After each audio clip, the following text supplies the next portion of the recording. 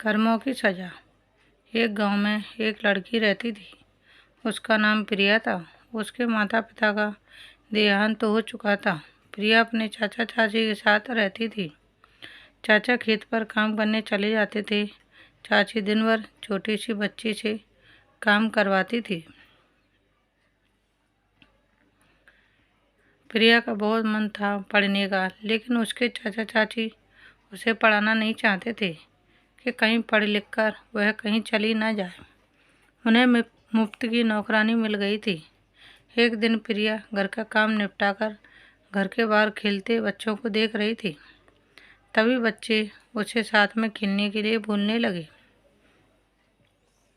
प्रिया बोली, नहीं, मेरी चाची मुझे बहुत मारेगी। अभी तो वो सो रही हैं, इसलिए मैं यहाँ बैठी हूँ। प्रिया उदास बैठी थी। तभी गांव के सरपंच की पत्नी राधा वहाँ से गुजरी। राधा प्रिया के माता पिता को अच्छे से जानती थी। राधा बोली, बेटी, इतनी उदास क्यों बैठी हो? क्या बात है? तबीयत ठीक नहीं है क्या? प्रिया बोली, नहीं चाची, सब ठीक है। आप आओ। अगर चाची ने आपसे बात करते देख लिया तो बहुत मारेगी।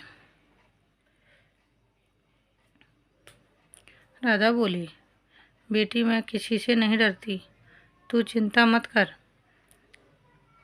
बता क्या बात है? प्रिया राधा चाची को सारी बात बता देती है। अगले दिन गांव में पंचायत बैठती है और प्रिया के परिवार को बुलाया जाता है। सरपंच बोला, क्यों रे बद्री, तुझे और तेरी बीवी को शर्म नहीं आती? छोटी सी अनाथ बच्ची पर जुल्म करते हुए। बद्री बोला, नहीं सरपंच जी, आपको किसी ने गलत खबर दी है। हम तो इसे बहुत प्यार से रखते हैं। सरपंच ने कहा, झूठ बोला तो गांव से तेरा हुक्का पानी बंद करवा दूंगा। तूने इसे अभी तक स्कूल क्यों नहीं भेजा और तू इसे बच्चों के साथ खेलने भी नहीं देता? बद्री बोला, मालिक, इसका मन ही पढ़ाई में नहीं लगता। सरपंच ने कहा, झूठ बोल रहा है। आज से पंचायत फैसला करेगी कि इसे पूरे गांव में कोई भी सहारा नहीं देगा।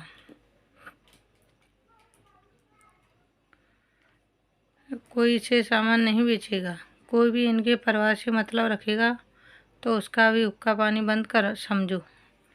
गांव वालों ने कहा, वो तो ठीक है, लेकिन अब इस बच्ची का क्या होगा? ये तो और जुल्म करेगा इस पर। सरपंच बोला, हमने फैसला किया है कि इसे मेरी पत्नी राधा पालेगी। ये हमारे घर में रहेगी और स्कूल जाएगी। पूरी पंचायत में ये सुनकर तालियां बजने लगती हैं। बद्री गिड़गिड़ाकर माफ़ी मांगता रहता है, लेकिन पंचायत अपने फैसले पर अटल रहती है। उसी दिन राधा आकर प्रिया को ले जाती है। प्रिया के घर में आने से सरपंच के घर में रौनक आ जाती है। दरअसल राधा के कोई संतान नहीं थी। प्रिया को बेटी के रूप में पाकर राधा बहुत खुश होती है।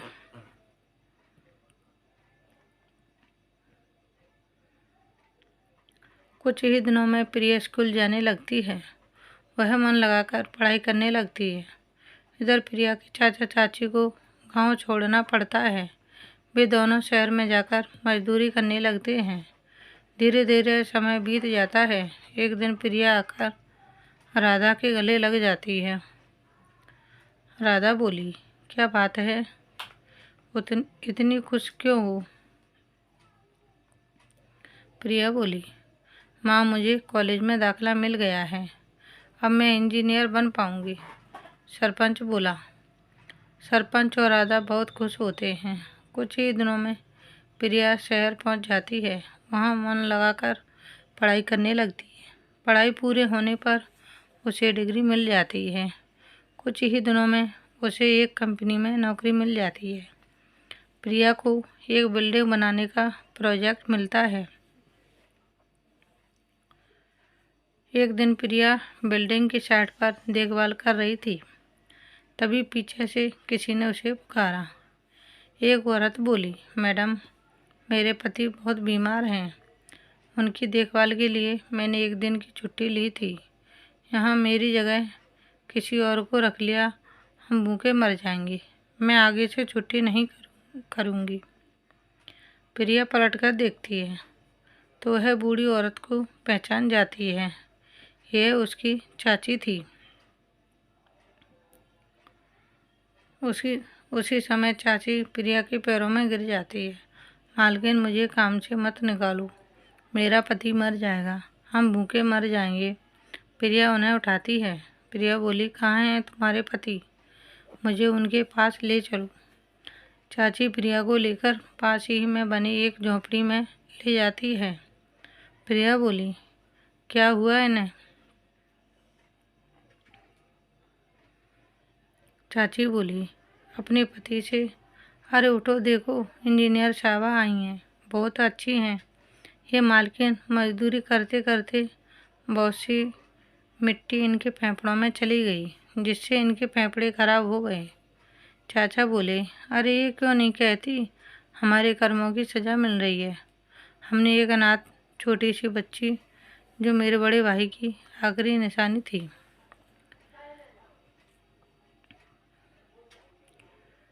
उस पर बहुत जुल्म किए, उसी की सज़ा हमें मिल रही है। गांव, खेत, मकान सब छूट गया, अब तो बस मौत का इंतज़ार है। ये कहकर दोनों रोने लगे। प्रिया बोली, चाचा जी, आपने मुझे पहचाना नहीं, मैं वही छोटी सी बच्ची प्रिया हूँ। चलो, मैं आपका इलाज करवाऊँगी। आज से आप मेरे साथ मेरे घर में रहेंगे। चाचा बोली, बेटी, तू बड़े दिल वाली है, तूने हमें माफ़ कर दिया, लेकिन हम इस लायक नहीं हैं, हमें हमारे हाल पर छोड़ दे। चाची बोली, बेटी, हम किस मुँह से तेरे साथ चलें? जब तुझे हमारी ज़रूरत थी तब हमने तुझ पर जुल्म किए। प्रिया बोली, चाची, अगर वह सब नहीं होता तो शायद आज मैं इंजीनियर ना बन पाती। जो होता है अच्छे के लिए होता है। प्रिया उन्हें अपने साथ अपने घर ले गई, चाचा का इलाज करवाया। फिर एक दिन दोनों को लेकर प्रिया गांव पहुंची। सरपंच ने कहा, अरे बद्री, मेरी बेटी, ये तुझे कहाँ मिल गई? प्रिया बोली, पिताजी, ये बहुत बुरे हालात में थे, बहुत बीमार थे, अब ठीक है, इन्हें इस गांव में रहने दीजिए, इनका सारा खर्चा मैं उठाऊंगी। राधा ने कहा, देखा बद्री, जिस बेटी की तुमने कभी कदर नहीं की, वही तुम्हारे बुढ़ापे का सहारा बन गई। चाचा चाची कुछ नहीं बोले, बस हाथ जोड़कर रोते रहे। शिक्षा, कर्मों की सज़ा सबको मिलती है, चाहे कोई भी हो। Thanks for watching, please like, share and subscribe. धन्यवाद दोस्तों, बाय बाय।